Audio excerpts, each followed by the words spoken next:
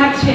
তো আমাদের যারা অভিভাবক আছে তাদেরকে সতর্ক থাকতে হবে, তার ছেলেমেয়েরা কাদের সাথে মিশছে। এটা সঙ্গ কিন্তু খুব বিরাট একটা বিষয়। আর আমাদের আশেপাশে যারা আছে তারাও অবশ্যই দেখতে হবে যে পাড়াতে যে মহল্লায় কেউ এরকম বাজে নেশার সাথে বাজে কিশোর গ্যাং, আমরা এখন পরিচিত আমাদের কাছে একটা শব্দ, এইগুলোতে মিশে যাচ্ছে, আইনে যারা আছে, আইনের লোকজন তাদেরকে জানানো, তার ফ্যামিলির লোকজনকে জানানো। আর কোনো বাচ্চা যদি এরকম বিচ্যুত হয়ে যায়, হয়ে যায়, তখন ফ্যামিলিকে উচিত খুব ভালোভাবে তাকে হ্যান্ডেল করা।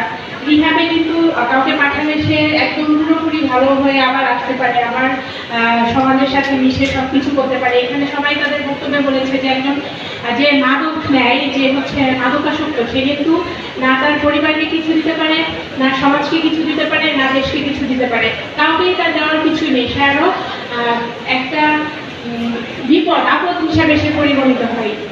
সে সব জায়গায় অনেক ঝামেলা বিশৃঙ্খলার সৃষ্টি করে, তার পরিবার একদম ধ্বংস হয়ে যায়। আমরা এক্সিকিউটিভ ম্যাজিস্ট্রেট হিসেবে অনেক মোবাইল কোর্ট করেছি।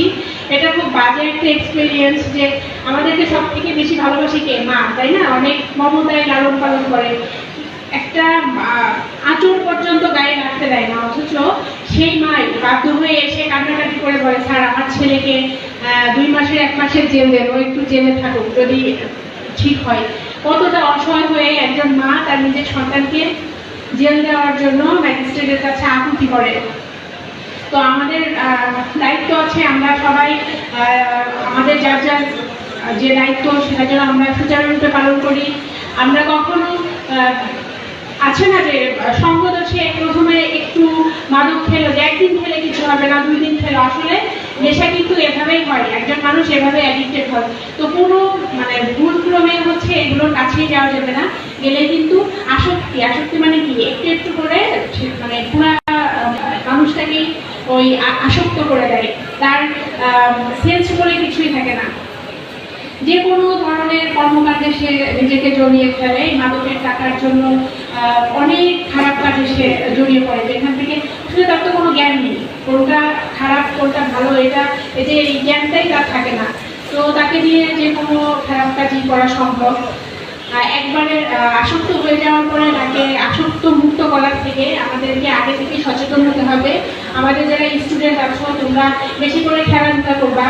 তারপর স্যার যে বললেন সাংস্কৃতিক অঙ্গনে অনেক বেশি তোমাদের জন্য পদচারণা থাকে, তোমরা শিল্পকলা একাডেমির বিভিন্ন যে অ্যাক্টিভিটি সেগুলোর সাথে নিজেদেরকে জড়িয়ে রাখবা, তাহলে দেখবা যে এই মাদক থেকে তোমরা অনেক দূরে থাকতে পারবা। আর বাবা মাদের সন্তানদের সাথে খুব ভালো আচরণ করতে হবে, ছেলেমেয়েরা যেন ভয় না পায়, তাদের কাছে সবকিছু খুলে বলতে পারে। আর সঙ্গ নির্বাচনও তাদেরকে গুরুত্ব দিতে হবে যে সে কার সাথে মিশবে কার সাথে মিশবে না। এভাবে আমরা আমাদের ছেলে মেয়েকে, আমাদের যে যুব সমাজকে মাদক থেকে ইনশাল্লাহ দূরে রাখতে পারবো। আর মাদকের যে পাচার সেটা আমরা রোধ করবো ইনশাল্লাহ।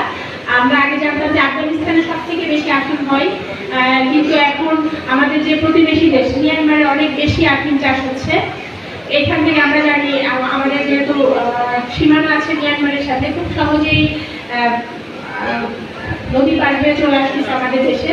তো এটা টেকনাফের যে অংশটা আছে, এটা এই মাদক পাচারের জন্য একটা স্বর্ণরাজ্য আর কি।